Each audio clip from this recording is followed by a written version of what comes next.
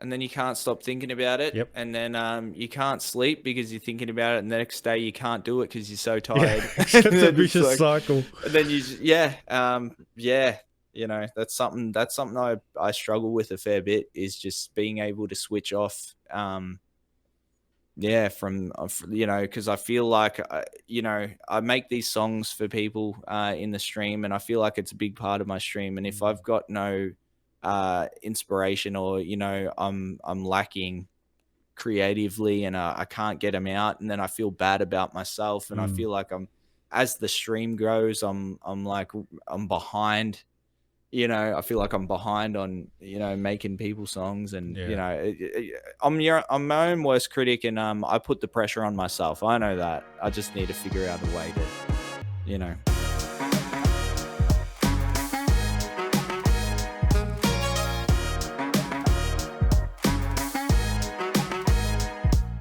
Hello, my name is Mingers, and welcome to Unfiltered Conversations with Creators. In episode 17, we'll be talking to Dave, aka TheMainDevent, who is one of the most talented and entertaining Australian streamers on Twitch. An accomplished musician, for the past 3 years, TheMainDevent has created songs, comedy skits, and streamed a variety of games live to his growing and loyal audience. Aside from being a great full-time entertainer, Dave also talks about the human side of being a creator and all the pressures that it involves. All of his socials will be linked down below, so if you enjoyed our chat, please consider leaving a like and subscribe for more conversations with creators.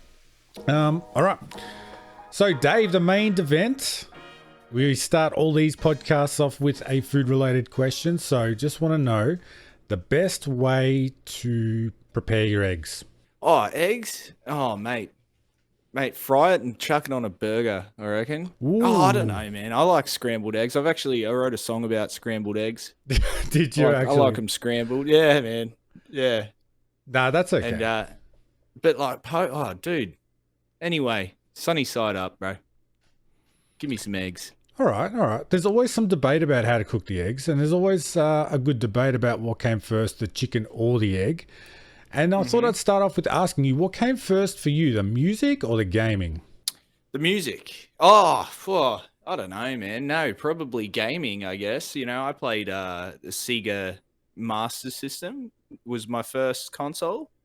I played Atari first when I was really young, but so, I picked up a controller long before I picked up a guitar.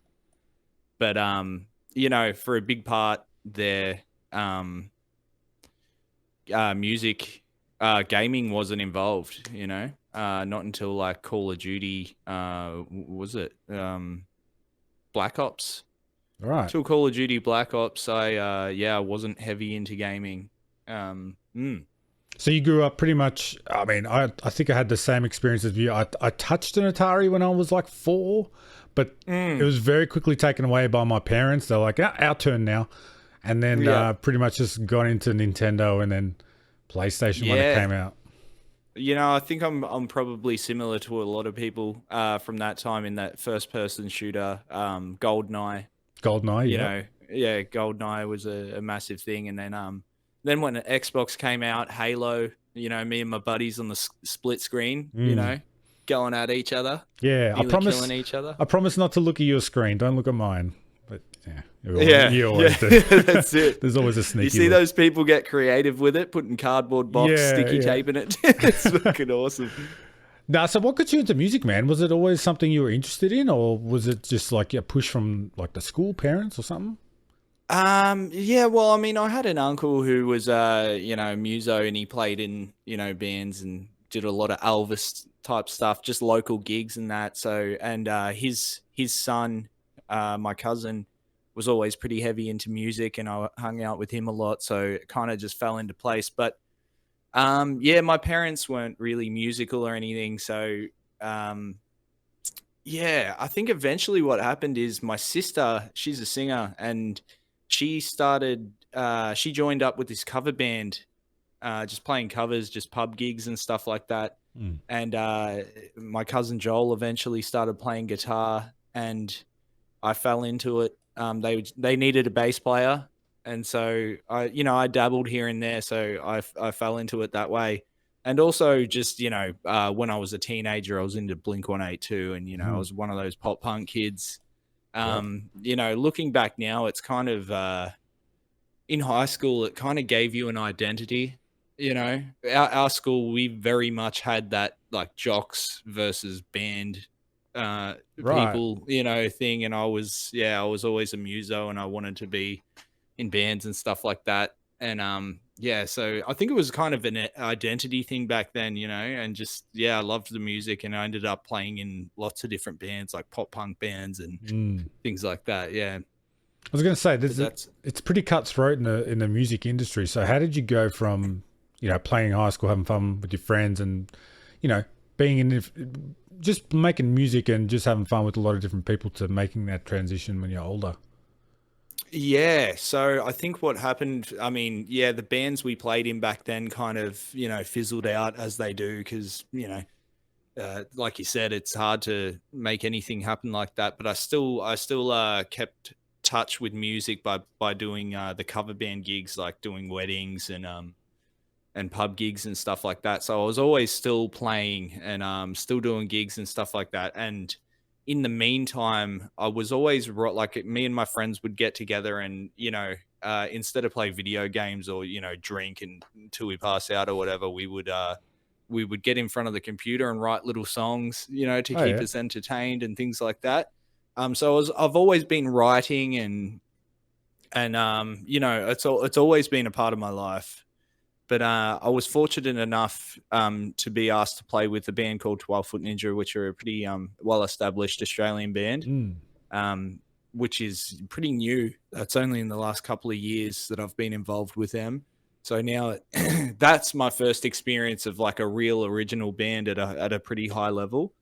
And I'm pretty lucky, you know. And then, you know, bringing my music to the stream. I mean, that's how I started. Like, that's why I started the stream, was the music. Really. Right. So you didn't get into streaming from the gaming point of view. You came into it from the music point of view. Well, I didn't know what Twitch was. I didn't, like, you know, I heard there was like live streaming, you know, things, like I'd heard of Dr. Disrespect and Ninja and stuff, but I never knew the whole world of it. And this was like 4 years ago, you know, only like 4 or 5 years ago. And I started getting right into Black Ops 4, like Blackout, you know, which was the first battle royale that Call of Duty brought out. Yep.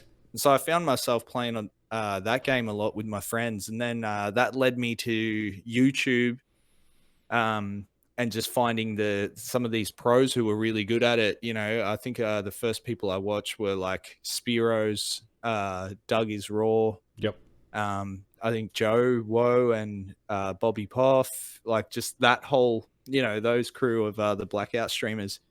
Yeah, and when I got into that, I found myself watching daily like YouTube videos of, you know, the stuff that they upload, the best games and stuff. And that led me to Twitch. And I ended up being part of Bobbypoff's community on Twitch, and I found myself there kind of every day, just tuning into the streams. And he's a bit of a character, and so I wrote a song about him, using all the things that he would say while he's gaming. Yeah. And I sent that to him, and like him and his community really loved it.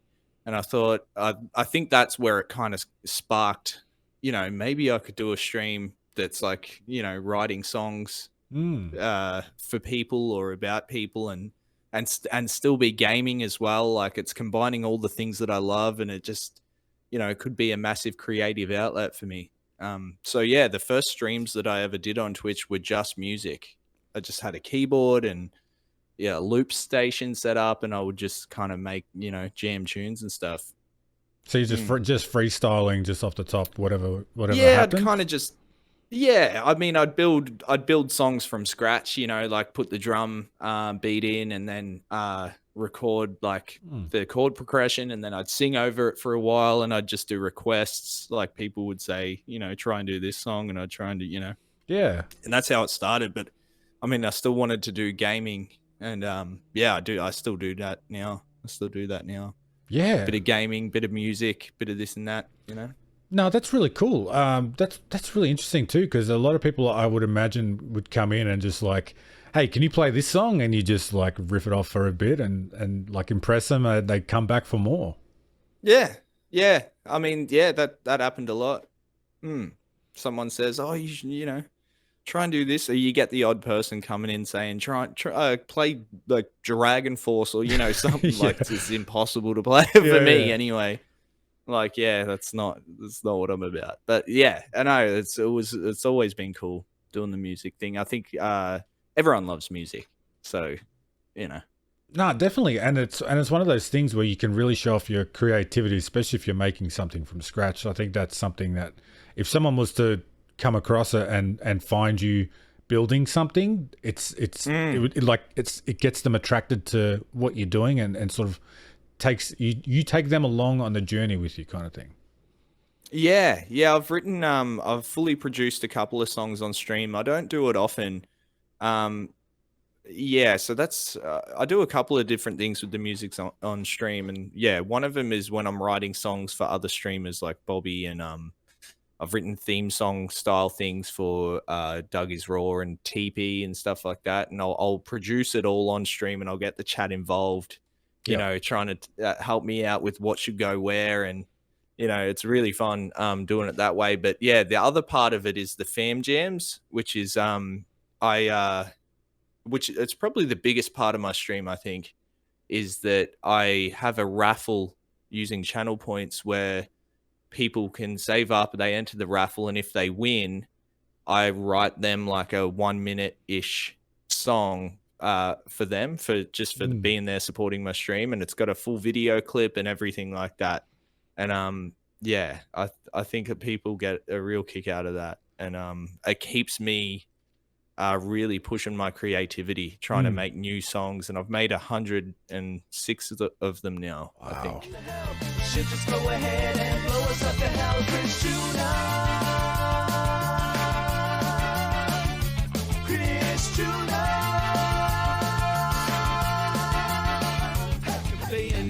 nothing finer. But hey, what does taking mean? I think it's a... Yeah, that's a lot. I've been lucky enough to jump in there when you've played a couple of them, and they're both like impressive and hilarious at the same time. There's a real like comedy spin to a lot of the stuff that you do. I try and make them funny when I can. Not all of them are funny, but I try and, you know, whenever it seems right to make them funny, I do. I think I push the boundaries a little bit sometimes with the with the TOS. With the antics, yes, there's a few extreme antics. But no, that's impressive, man. And it's actually, you wouldn't even know this, but it's one of the things that, one of the first things I saw from your streams. I got the shout out from Matty Pace to come check you out. And we had Matty on the podcast. He mentioned your name as well. And right. When I checked you out, I saw a few of the custom videos and I was like, I want to do something like that for my stream. And it's very like basic compared to yours. It's just like a GIF and like a song for about 4 seconds, like nothing crazy. But I thought it was really cool that you do that for your community to like show your appreciation back to them. And like you've spent your time to make something and taken the time to acknowledge them on your stream when some streamers might not even say hello or read chat. You're right in there. You're welcoming everyone like that. It's insane. Well, I mean, yeah, I just like, I don't know, when I first started, just having people in the chat like was a blowout to me, just that there was people there to begin with chatting.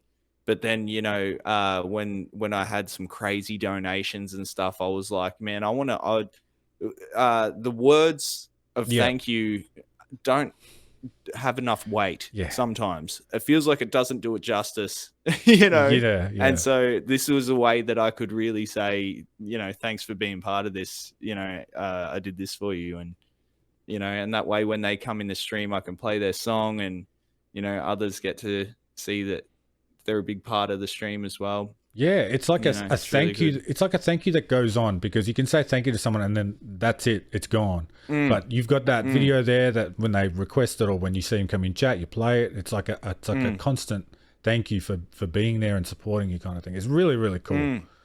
Yeah. But let's take it back to to the Bobbypoff, I know that you said you started watching Twitch through Bobby, and he's a character. He's such a funny guy to watch. Did you were you streaming at the same time? Did you kind of like get to know people and then start streaming and have people come in through the community that you knew already, or did you pretty much start from scratch? Yeah, so Bobby helped me out to begin with. Like, so I was part of the community for probably, I would say, about 5 months, maybe or so, before I even like started the stream. But when I did, I had a few of the people who would come, who knew I was streaming from the community, who came over and said good day, and then I think it was like I was only like 3 weeks or so into the streaming, and Bobby raided me, and he gets a lot of viewers, so that really helped kick things off, with getting a few followers and getting my name out there. Yeah, it's pretty awesome of him, Yeah, that's insane. And still to this day, I mean, I've written Bobby, I don't know what it is. I think it's like 9 or 10, even 11, even more than that. Just little bits and pieces, as well as full songs, that he plays on his stream all the time. And every time he plays them, he says, "Oh, that's TheMainDevent. Go check him out." So it's pretty cool of him. Yeah, that's very, very nice of Bobby, and he's like a big community guy like that as well. He isn't one of those guys who will try and not keep it all to himself, but he's very generous with who he talks to. Yeah, obviously sharing the community as well. He builds a community there. Yeah. No, he's very cool. I think anyone is when it's something like that, like Teep, for instance. Teep, I made the song for Teep, and his community were really cool with like coming to support me for something, doing something nice for him and them, Yeah. So I think it's just like, when the credit's due, and when it's, when you're doing something nice for someone, like, yeah, they do the same thing for you. It's not just like a, I hope it doesn't come across sometimes if I make someone a song that I'm like, clout chasing, or something like that, because I would never self-promote in their stream or anything. Sure. Yeah, that's one of those things. It's kind of like an etiquette that some people don't get, and they get shut down pretty quickly. But it's not like if you're another streamer, no one's gonna support you if you're part of a community. As long as you're a part of that community, you start engaging with people and being friends with them, they're gonna check you out. Like it's 100% reciprocal. It's very reciprocal.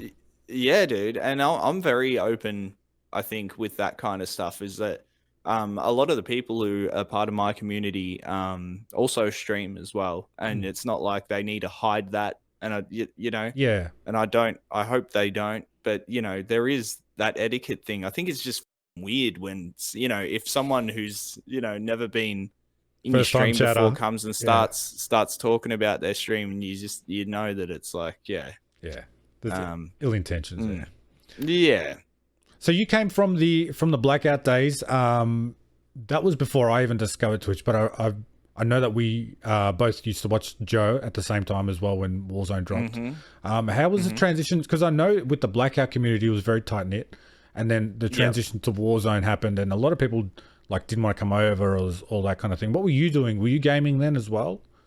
Yeah, I was. I think I already had the stream going when it changed to Warzone, and I was very reluctant. Okay.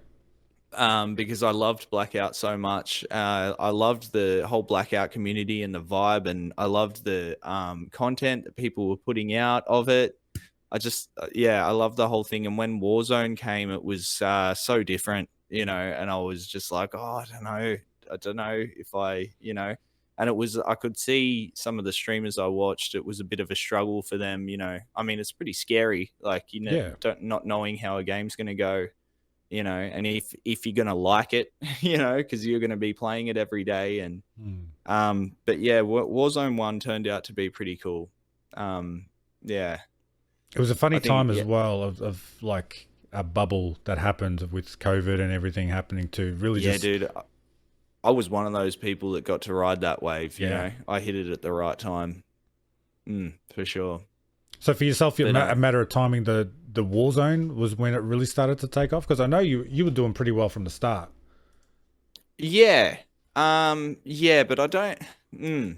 I mean, Warzone, like gaming, like playing Warzone. I just love playing Call of Duty. Yeah. Right. It's definitely not the thing that drives my stream. You know, I'm not the greatest. I'm not even near like any of these pros. You know, but I try and make it fun, and I love doing it. I love playing it as well. But yeah, that's definitely not the game that has driven my stream. But while it was popular, especially in Warzone 1, it was cool that I was playing and I was kind of part of the community. And as I was like part of these other Call of Duty communities, and I was writing songs, and it worked out. It worked out for me for sure. Yeah, I mean, I can see the names that you've made songs for. There's Bobby, there's Teep, UnrationaL, DougisRaw, JoeWo. Obviously, there is a lot of you in that. I wanted to ask you, how much of the process of making those songs did you get, like the band involved, your friends, the community as well, or how much was just your writing and your production? It's pretty much all just me. For the writing, for the most part. Sometimes some of the songs I'll take clips, audio clips from their voices, and guide the song with that.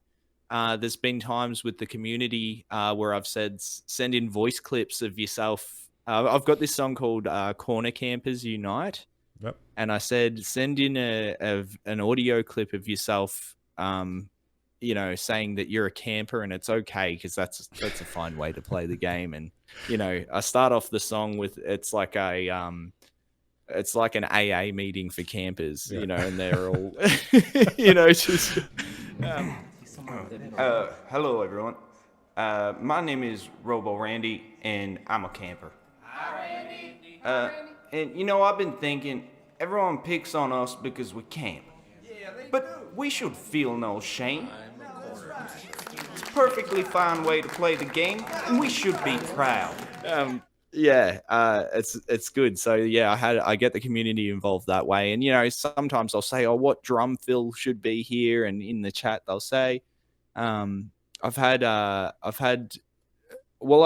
few of my friends in the Teep song. I've got a friend who plays saxophone, and she ripped a saxophone solo on there. So I try and get my musician friends every now and then involved in some of the songs, and that's very cool. And I've also seen you've also been you've had your band or friends and stuff like that do music streams as well. So it's obviously not just gaming and writing songs.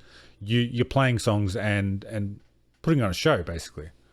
There's sometimes that I'll just pick up the guitar and try and play and sing some songs and just vibe out on stream. But there's the rare occasion where I can get the cover band I'm part of, which we do a lot of weddings and stuff, set them up in my room here and do a live stream of a 5-piece band, which has been like, we rarely get to do it because, they're all got kids and it's hard to get 5 people together. And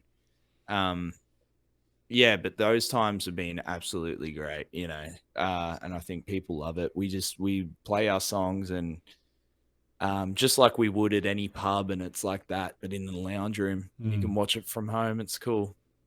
No, it is very cool. There's a big music scene on Twitch, which a lot of people might not realize, but Twitch obviously isn't just a gaming streaming site. There's a lot of creative people who make things, who do art, and music too is huge.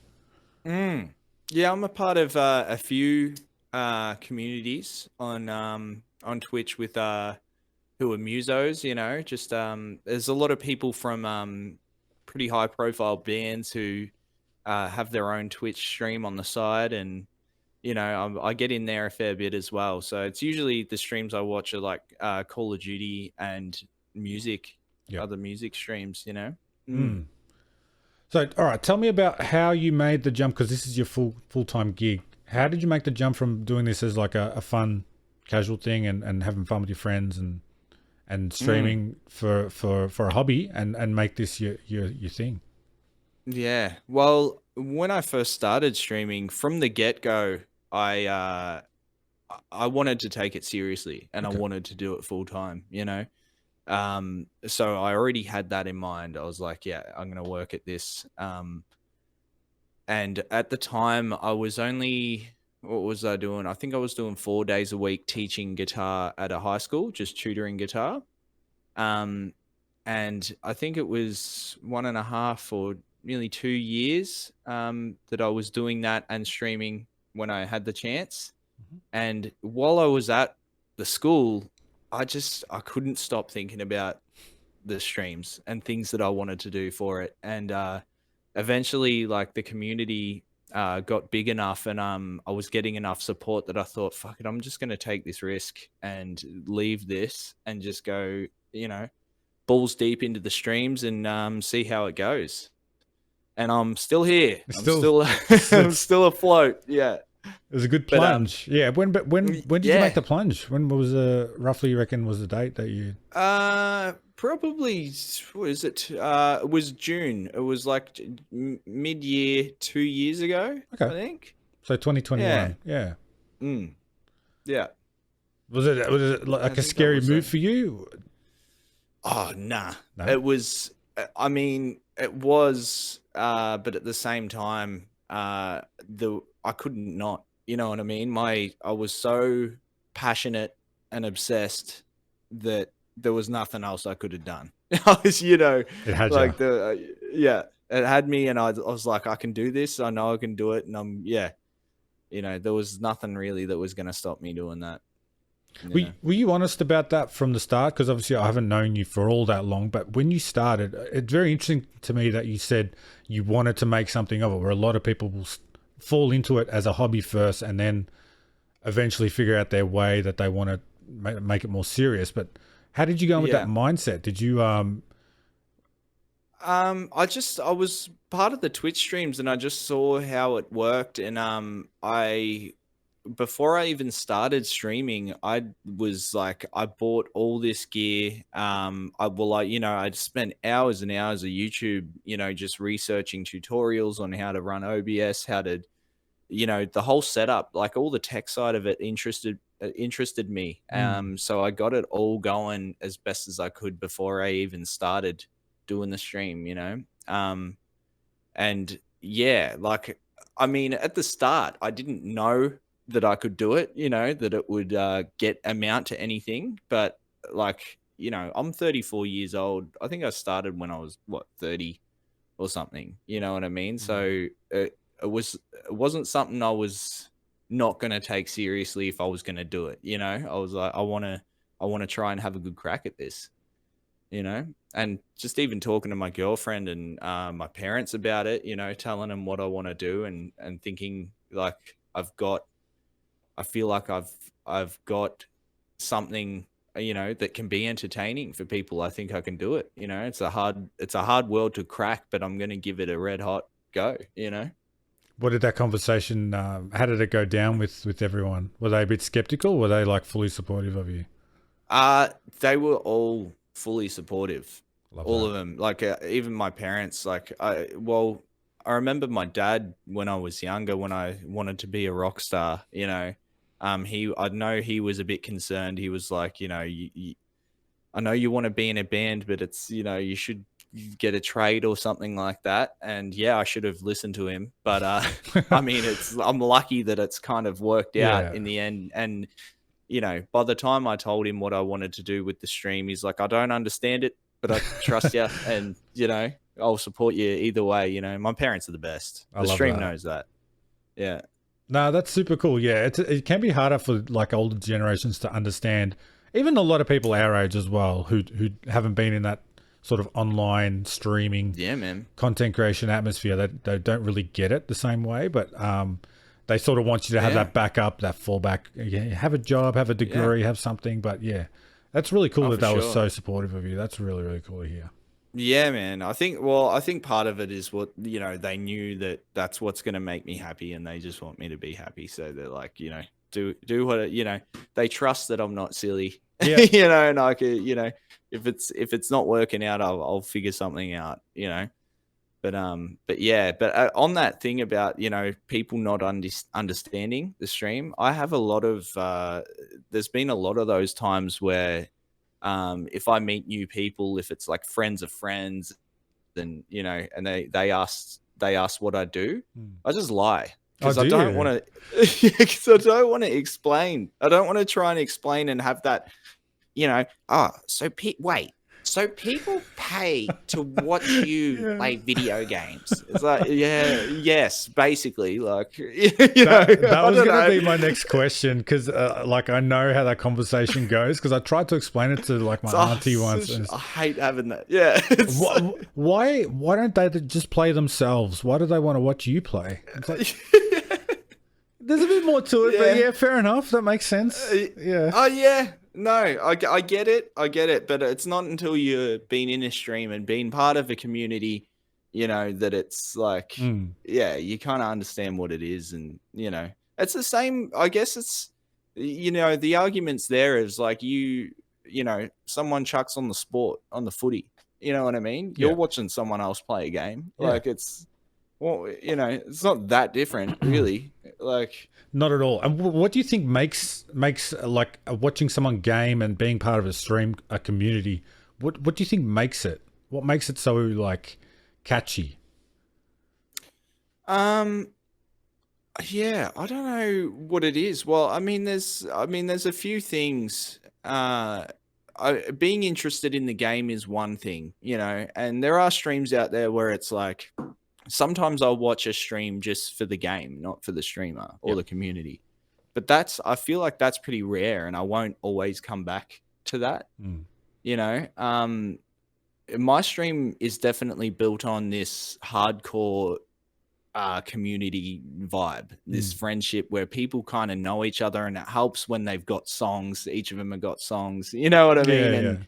And but I think that's it, you know, like when I like if I watch the only times I usually watch streams is really late at night or when I first get up in the morning. And I'm doing that instead of like, I'll open a stream instead of scrolling through TikTok or Facebook or whatever, you know.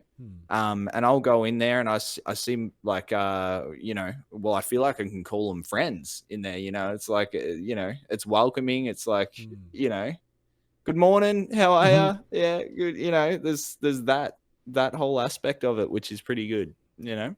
Absolutely. And I think people do that in my stream too, you know. They come in and you know, say good day to each other, and there's that whole thing of like, how's your day been? And yeah, it's really cool. And I say this as someone who has their own stream. When people come in and they're not even talking to you, it's actually really cool. I love having that's the best. People have their conversations as you're the background noise. I find that super cool. I love that.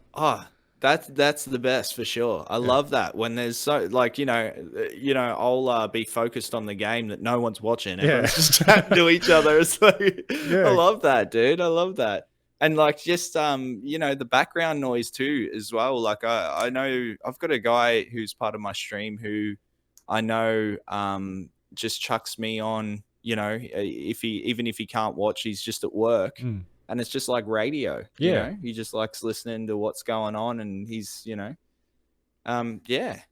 exactly. It's good like that. I do the same thing as a viewer too during the work day. I've got it on.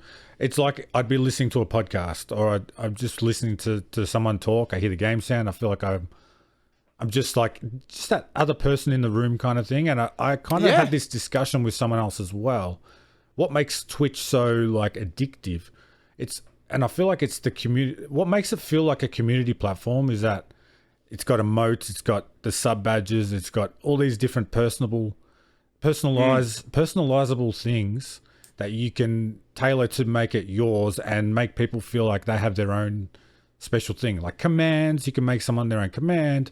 You really take it to the extreme. You make them a whole video clip. I mean, it's really something that makes people feel like they have something to go to, I feel like. Yeah, man. And it goes beyond that. I mean, you meet friends like, I mean, I've got people I've met through Twitch and gaming who I speak to daily. where my IRL friends hardly ever Mm. now, and there's been a lot of people through Twitch and the communities where I've met in real life from across the world, which has been insane. Some of my best friends that I never knew would be my best friends from another part of the world, and we've met up in real life, and it's crazy. That's super love cool. What's it like when you meet someone that you've spoken to online for years and then you meet them for the first time? It's fucking awesome. It's weird. It is weird, but it's not. It's like you know them, and the only thing that's uncomfortable is just seeing face to face.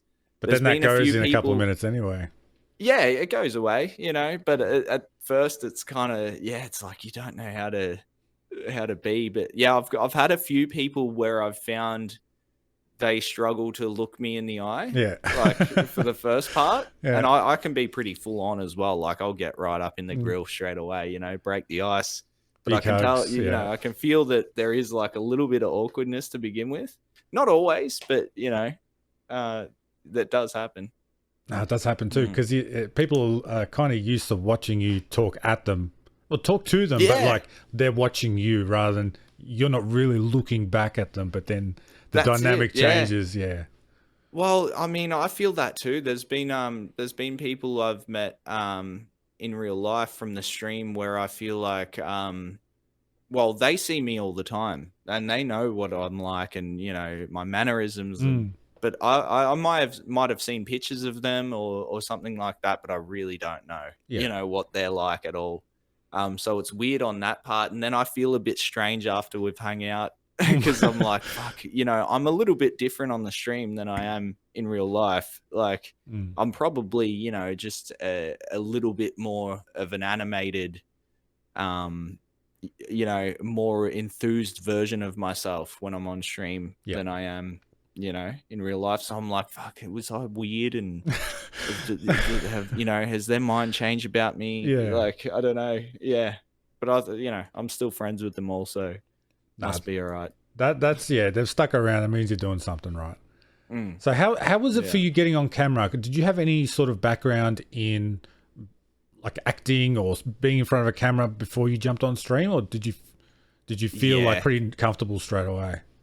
No, I was pretty comfortable because I've always been pretty outgoing with that, and I'd been on stage a lot with bands and like I also used to film a lot of little skits, like just for fun, just like little skits and stuff. So yeah, camera's not a thing for me. It's fine. Yeah. I suppose you're a pretty chatty guy too, because a lot of people can struggle when they start out trying to fill the air with conversation. Like they're the only ones talking. If you are on stream and you're not talking, there's no sound and it's pretty much just dead air. So it can be overwhelming for people. Yeah, that is important. I think in that situation, if you're not really good at just talking to yourself or the chat's not moving, you do need to learn to talk to yourself. And I know some people who are really good at it as well. But playing with friends, I think is it like just so you've got constant banter like between them. But I've got a lot of stuff to hide behind on my stream. Like I've got a lot of videos that I can play songs, and Clarice, like that thing she gets on and plays, so there's a lot of things for me to keep things moving, and it doesn't get stale. Yeah. It doesn't get quiet. I mean, it can, only if I'm angry at the game. It's quiet. Yeah. Have you felt that? I know Warzone can be frustrating sometimes. How do you deal with that frustration when you got to kind of put on a happy face kind of on stream, but also try and still be yourself? You can't really fake it. People can tell.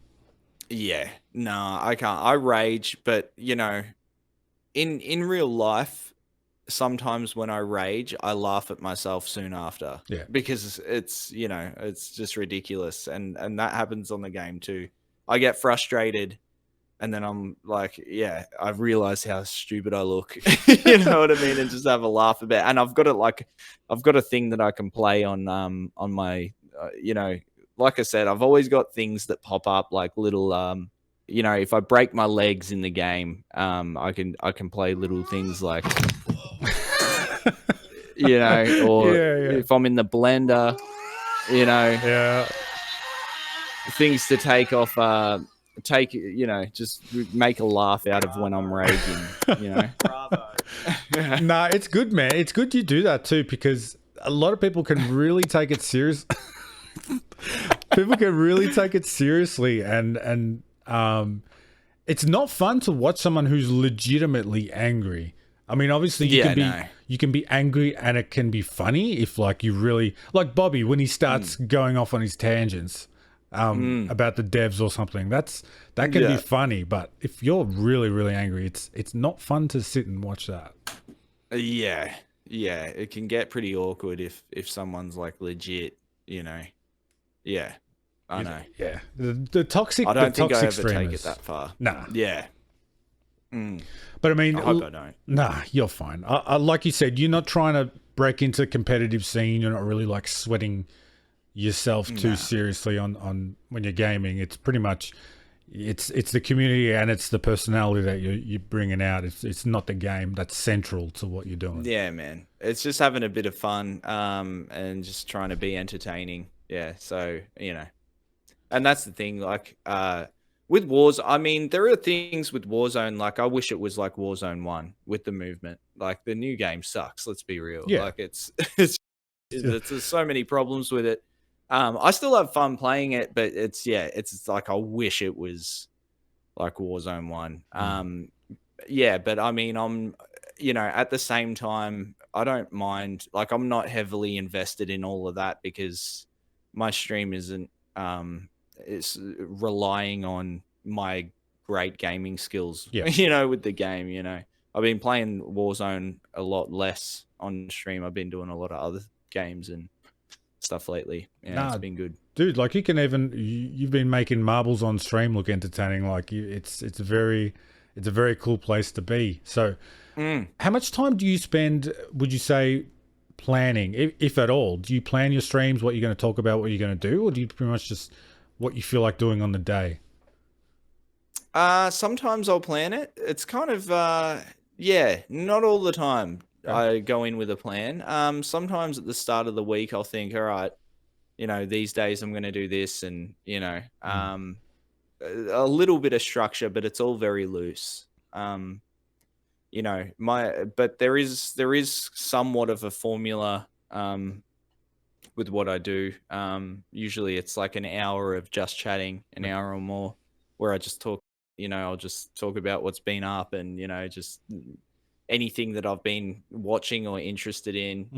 Sharing things and then marbles on stream has probably been one of the best things for my stream, which is kind of crazy. Like that it's I think it's just because I can interact the whole time. I can just interact with everyone the whole time, and they can get involved, and it's just having a laugh with everyone. Like you're telling someone off for like jumping off the edge of or finishing a race last or something, and they've got no control over it. Yeah, just give it to them, hanging on them. But I really like marbles, and I think that's when my streams probably are the best, is when I'm playing marbles. Like stats wise, viewership and chat interaction, marbles is hands down the best for my stream. But are the stats something that you like looked at or worried about at all? I mean, like going into it, you said you wanted to make something of it. Did that come into account, or have you viewer count off kind of thing? Nah, I've always been viewer count on. I don't know, man. I think if people are trying to make something out of it, I think every streamer's going to be thinking about that. The stats and seeing the viewer count. And I mean, it's silly not to, honestly, like, because if you want to grow and you want to be serious about it or whatever, you need to see what's working, you know what I mean? Or when people are there, like you need to know that stuff, I think. But so I do think about it. But I try not to think about it so much that I do me head in and then it gets me down, Because like having a stream like a day with bad viewership can, or not many subs or something like that, like it can kick you in the balls. Like if you've been on a string of good ones and then it's like not as good, and you're like, what am I doing wrong? Like, Yeah.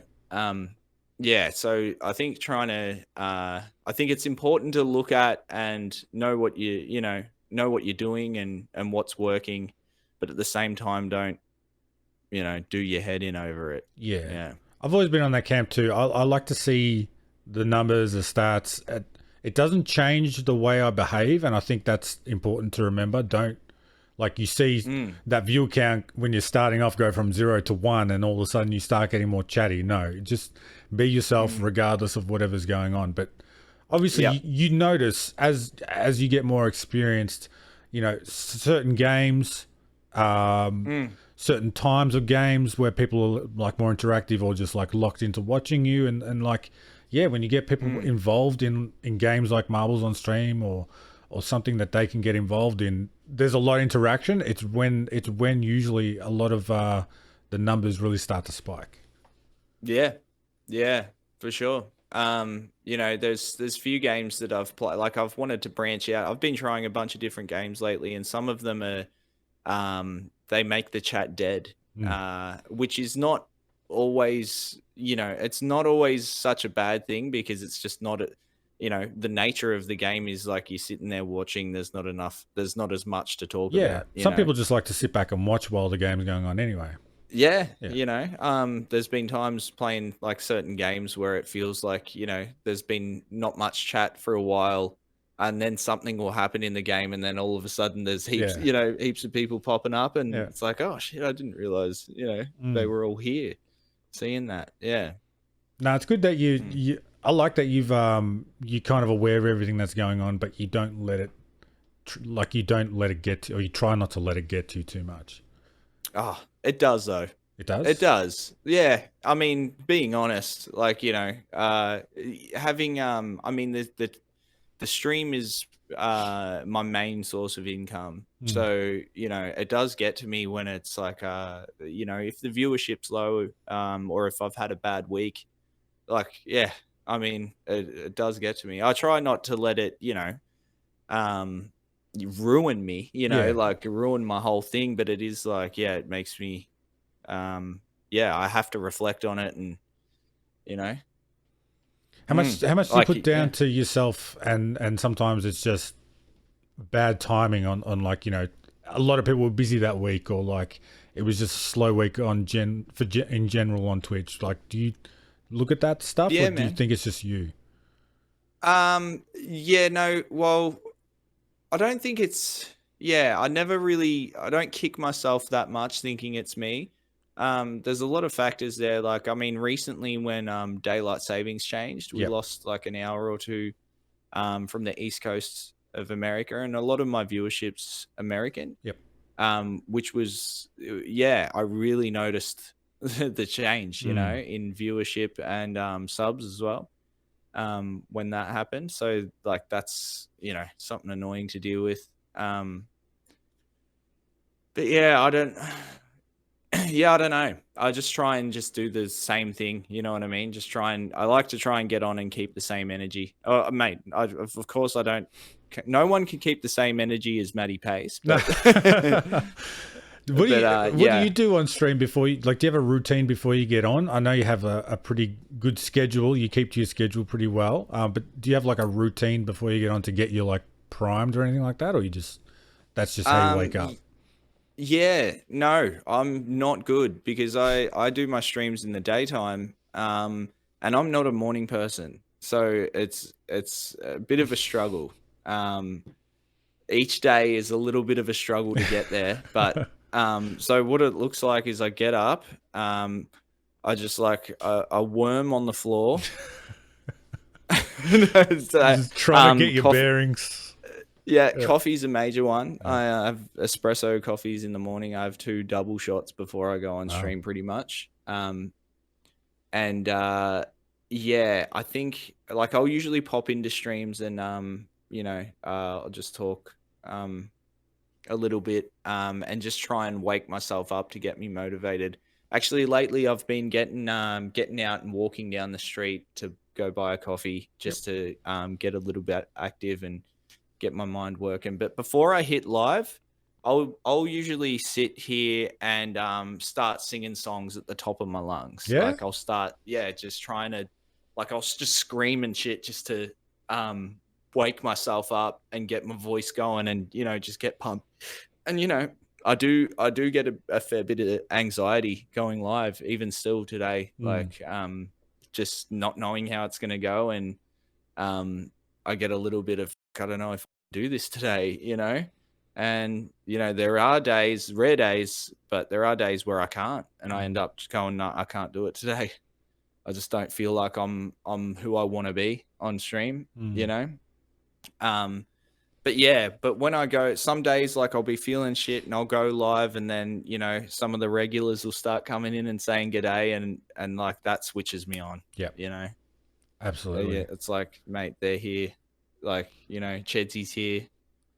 Some of the other people, it's just like it's gonna be okay. I think it's good that you said that, because obviously you're human, and everyone who clicks go live has had whatever day they've had. Everyone's day is different. Everyone's day to day is different as well. Some days, like you said, are just you don't feel that, you feel that low, or you just feel that anxiety to go on and be seen by people, or you feel like it's it's going to be a terrible stream and no one's going to come in. But then like sometimes you can push through it. Like you said, you go live, you see some people and it just picks you back up. But then it's one of those things. I don't feel like anyone can escape from that fact that just being simply human, you're going to have those off days sometimes. Yeah, man. Yeah, for sure. Everyone's going to have days. You just got to, be able to deal with it. Like some days might be worse than others, like where you decide to not even go live at all. And, people need to do that sometimes. Yeah. I mean, it's not like as your job, it is a different kind of job in that it requires you to be you in a certain way. Like a lot of 9-to-5s you can get by with, you have a bad day, but you can still do your job. But when your job is being energetic and like personable, sometimes those off days you can't do your job. 100%. You're not in the back room, you're not in the back storeroom like packing boxes by yourself or something. It's not like you're on camera being vulnerable in front of people watching. Like it's a pretty intense thing. Yeah, which is another thing that comes into account is like being on stage, you might get hecklers and stuff, but like, what are the trolls like when you've been streaming for this long? Have you been able to deal with it consistently, or is there just sometimes where it just gets to you? Yeah, I've been pretty lucky to not have a lot of that stuff. But there are people who come in and they say, there's even members of the community who will like jokingly, give me. And that's kind of part of the culture of the stream a little bit sometimes, that's how I am with my mates. We give each other shit. It's just and there's some people that do that in the chat, or, a lot of people do that in the chat to me. Sometimes it can get to me more than others. And I'm like, but I know that that's coming from a place of love and they're just joking, I think it's different when it's the regulars compared to someone who's coming in for the first time. But then again, if a lot of the trolls, I feel like, wouldn't come in and really give you a hard time if they know that they're gonna get it back from you, because you're not gonna shy away from telling them off, kind of thing.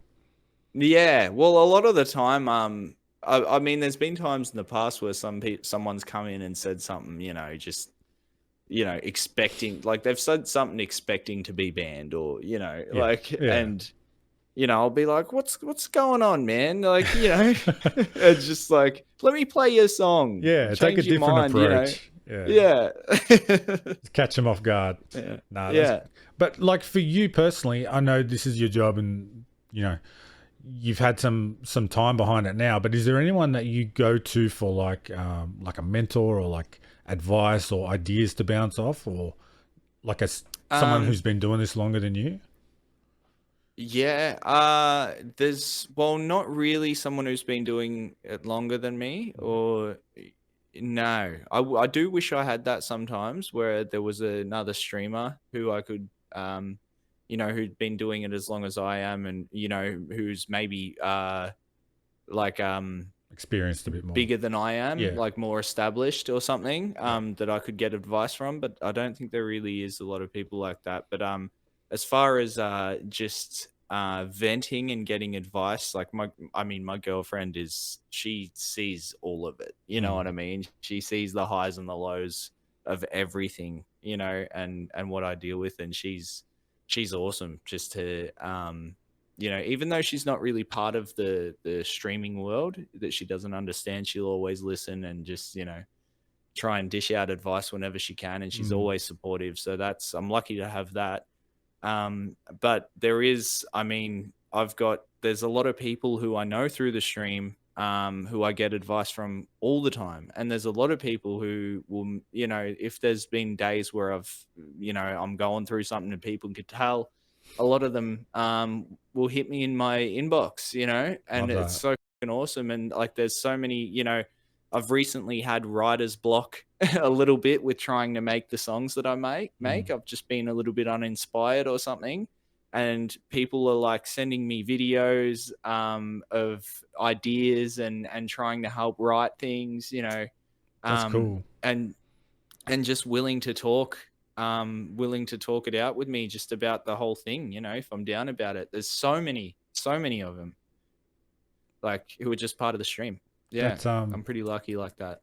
That's probably the best part about it, is having, like, you feel like that those people are there for you kind of thing, and obviously you're there for them back. But like, even having a supportive partner, sometimes you don't need the advice. Sometimes you just need someone to vent to and to listen. That's it. Yeah. Yep. Yeah, for sure. And her and I are similar in what we have to deal with. She's a primary school teacher. Yep. So she's, at this, in kind of the same but a different way. She's going, and there's a lot of mental energy expended, talking to kids and trying to get them to listen, and and then there's me trying to be entertaining and be a heightened version of myself, all day. And we get home, we're both like, mentally exhausted, after doing 8 hours or something. It can be really draining, even though it's like, and it's weird to say to someone, I'm absolutely wrecked after today. Oh, what'd you do? I played Call of Duty for 8 hours. How'd you get a real job? Yeah. Nah, that's fair enough. But it happens, man. And it can be mentally draining. How do you find, have you got like I know you're part of the band as well, and you go on tours and stuff like that, but what else comes into the work-life balance for you? Because you obviously can't sit at your desk all night. Yeah. So the balance things is like, time management is pretty hard with a lot of these things, like to do with 12-Foot Ninja, or even my girlfriend. I would find it easier, I think, for me to do the stream at night. Really? Like afternoon to night. I would find it mentally better. I find I'm for yourself. Yep. Yeah, just for myself. But as she's working through the day, we wouldn't see each other. Yeah. So I keep it doing the stream through the day so we can hang out at night, have dinner together and all of that. And on the weekends, like, there's a lot of weekends I'm away playing gigs, like weddings and stuff with the cover band. So I'm busy on the, so keeping that balance there is pretty important. Yeah, a lot of people who do this as a part-time thing would be streaming at nighttime when they're not working during the day. So yeah, if you were to do that consistently, it'd be very hard to see a partner who works during the day. Yeah, for sure. What's it like with the 12-Foot Ninja, man? I went through recently and just had a look at the YouTube page, and like there's some videos on there that are getting like tens of millions of views. Like, it's crazy. They've been around for a long time. Yeah. I've been a fan of the band for a long time, well, since they started. And I was lucky to jump on board with them just through knowing them.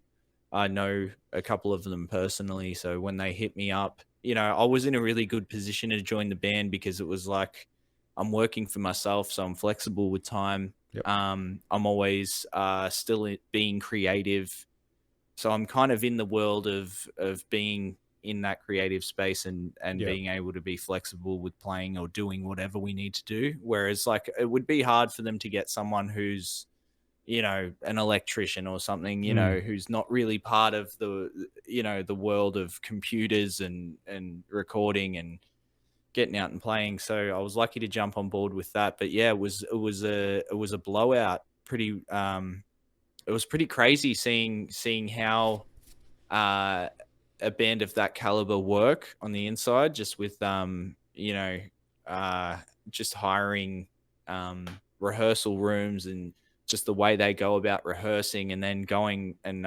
flying out to do gigs interstate, you know, and then getting on stage in front of a crazy audience, you know. That's, yeah, I've only played like 3 big shows with them, you know, and it was pretty nuts. It's just pretty nuts. That was like, I mean, I'm nervous to get on stream a little bit sometimes, but not really, you know, like I am. Like I get anxious, but it's not like, yeah, but getting being backstage to go out and play in front of 12-foot Ninja fans who I've been in the crowd a million times, you know, like just being like, I hope I can do this justice. And, you know, What's I'm the biggest new guy as well. What's the biggest crowd you've jumped out in front of? We played, I don't know what the numbers would be, but pretty big venues, like probably the Sydney one was the biggest. I'm not sure what venue it was, but we played at Festival Hall in Melbourne, which is a pretty decent sized venue. So yeah. No, that would have been insane too. Yeah, enough to make my butthole sweat. Yeah, I mean, most people like public speaking or doing anything in front of people. You know, 2 or 3 people can be tough. Imagine, you know, a couple of hundred to a couple of thousand. It's yeah, it's different. Yeah, it's great though. I love it, and I can't wait to get back out there and do more. So you're lucky enough that you've got this flexibility that you can work the schedule around the band. Is that how it works? Or are they working around you? No, I can work around the band. Even like, I mean, it's not extremely demanding from them, you know, because like they've some of them have got like 9 to 5 jobs and stuff that they need to work around as well. But yeah, I'm lucky in that what I do. I mean, the stream won't mind, you know, if I say, oh, this week, I'm not going to be here this week because I need to go do this thing, you know, like they're keen on that, you know? Yeah. And what's the professionalism like when you're working with people who've been at that level and they're obviously doing, this isn't just a hobby. It's obviously a very high level thing. That professionalism or that different attitude that you get compared to like a lot of people that will work a day-to-day job and switch off. Yeah, it's a whole different thing, like with these guys in the band. I mean, it's still like in the arts and still in a band kind of environment where it's like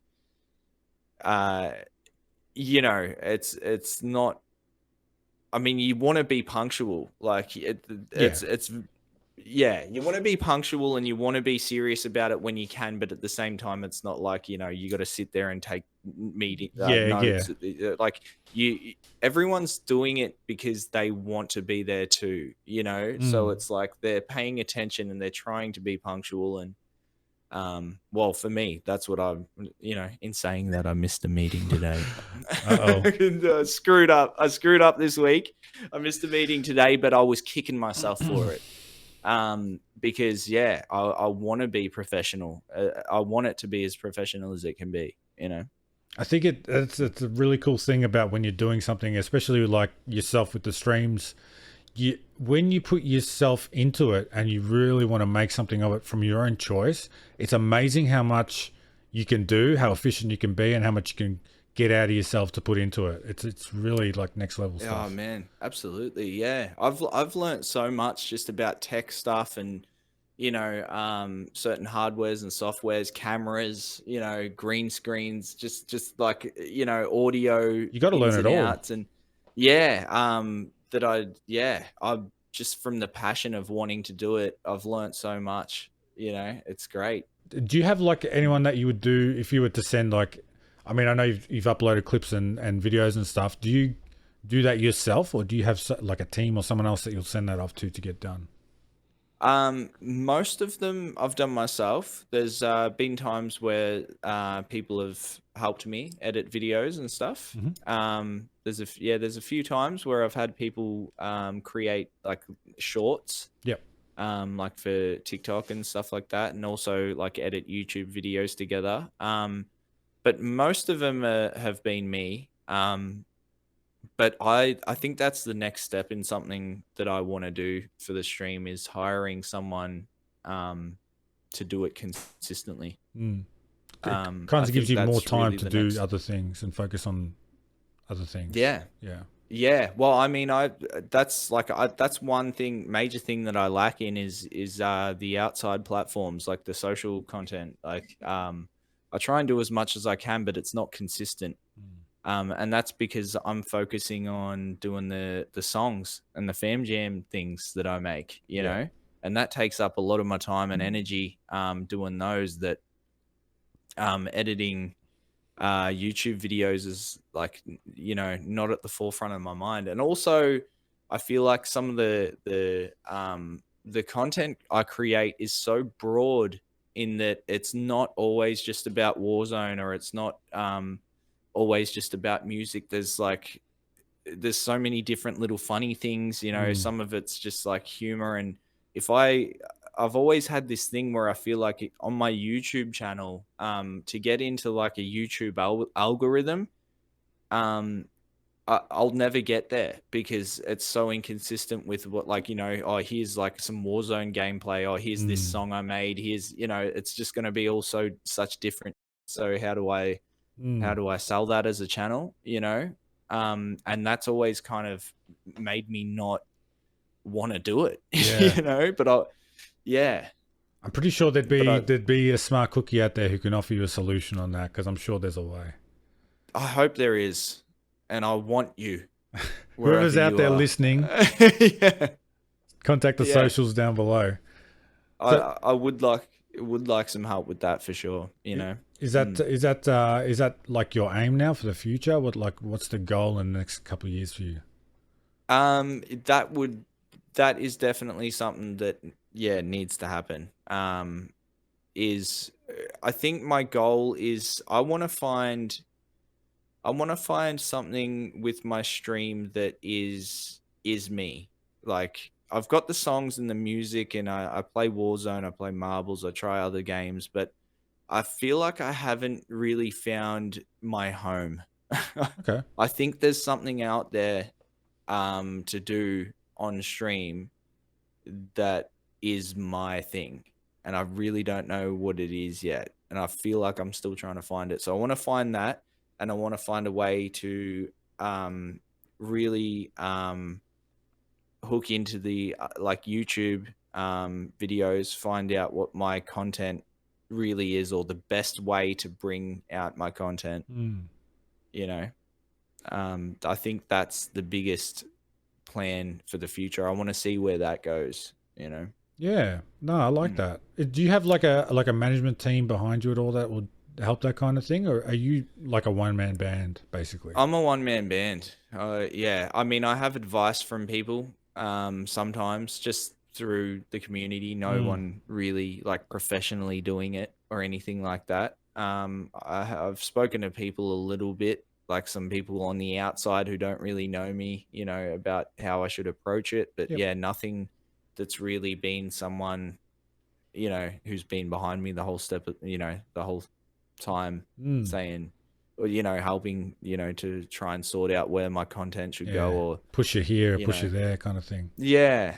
And I think I do need that, especially now. Like, I mean, I was, as far as like the future and planning for the future and where I want the stream to go, I've been doing it 3.5 years, I think, nearly now.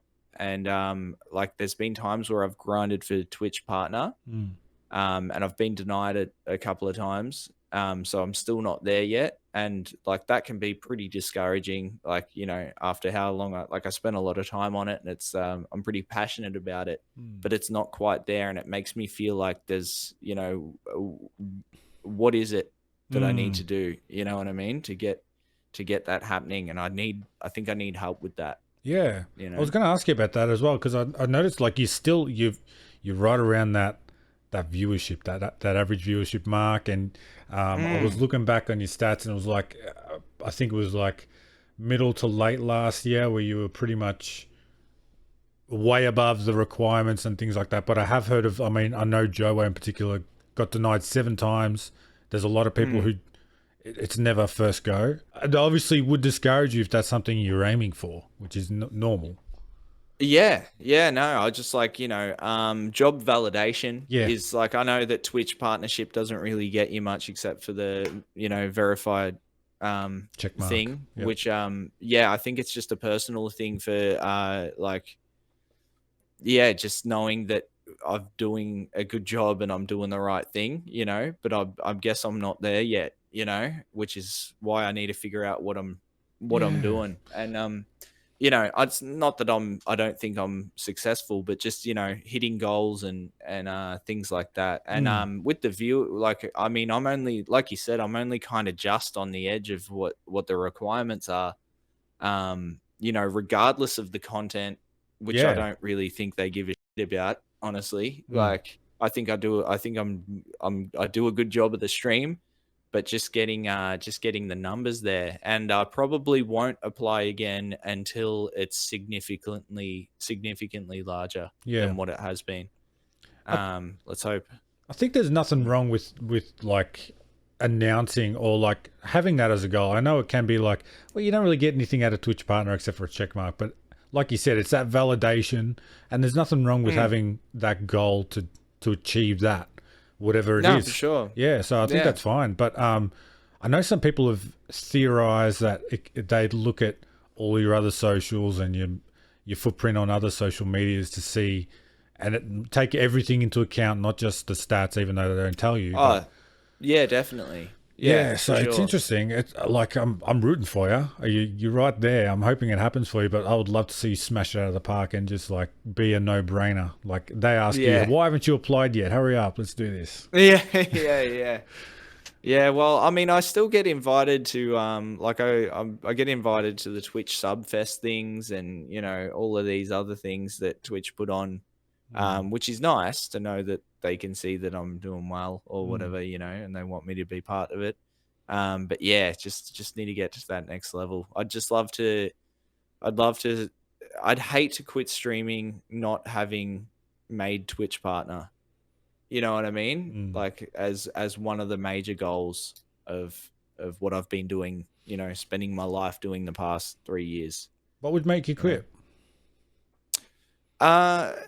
Just financially, you know, well, financially, you know, if I needed to, like, if I couldn't stay afloat and I needed to get another job, or I'd probably still do the stream, but just not take it anywhere near as seriously. But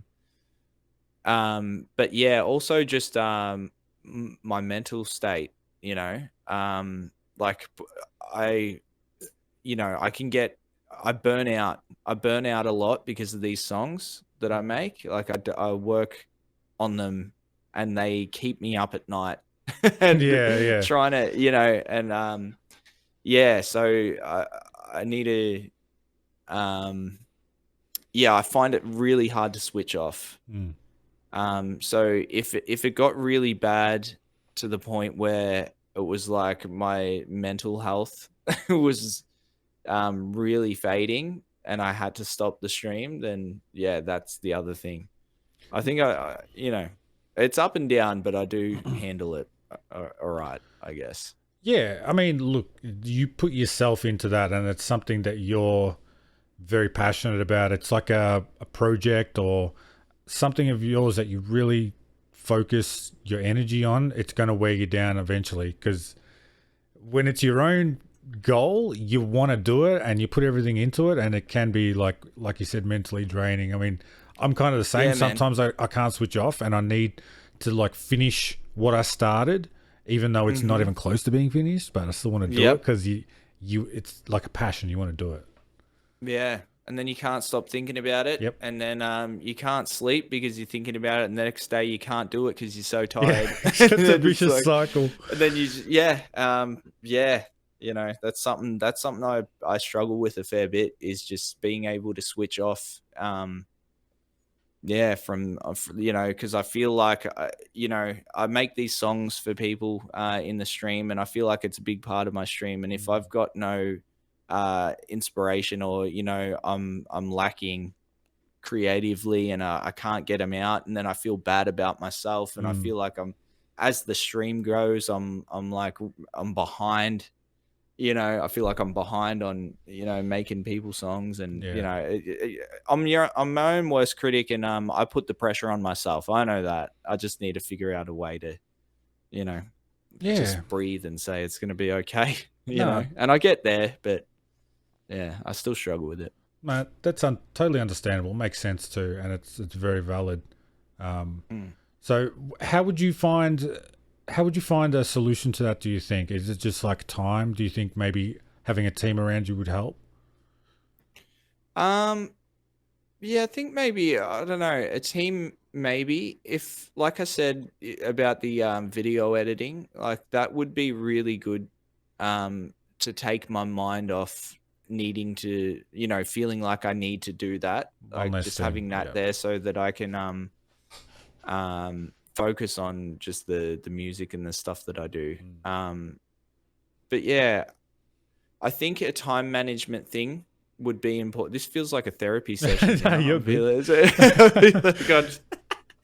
But it's good for me to talk about this stuff and try and realize, and I say it to myself all the time, just time management in, saying, these like Saturday or these 2 days, I'm just not going to do it. Yep. I'm not going to do anything to do with the stream. I'm not going to even try and think of songs.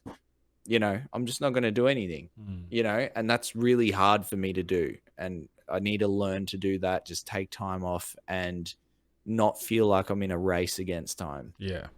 I think that's one of the pitfalls that you get into as a like hyper productive person. Like you've got a lot done during the week. You got a lot on your plate, a lot more that you want to do. It's kind of like, I'm going to find every hour, every ounce of energy I have to put into it, where sometimes it doesn't even feel like it. But if you go do something else and forget about what you need to get done, you come back, you're refreshed, and you can just, it's easier for some reason. That switching off, doing something else, I don't know, for some reason, sometimes that can change everything. Yeah, no, well, I mean, I'm about to, take a holiday, and I think like the walks, like I said, in the morning, the walk I think helps, because it's like I wake up and I feel like I've got to turn all my shit on and get ready and do all this and that. And then when I go for a walk, it's like, well, I can't do it because I'm out of the house. Yeah. I'm just going for a walk, and But yeah. So you're right. What would be something that you would give advice to yourself starting off? Something going back to the start?